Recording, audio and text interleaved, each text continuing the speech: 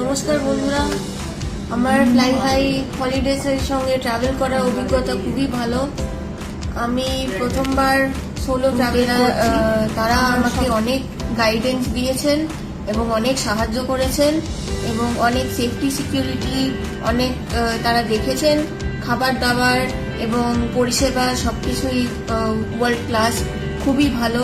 আপনারা ওনাদের ওপর ভরসা করতে পারেন এবং দীপা, রিঙ্কা, জয়িতা ম্যাম, কাউকে নিয়ে কোনো কথাই হবে না, তারা খুবই সাপোর্টিভ।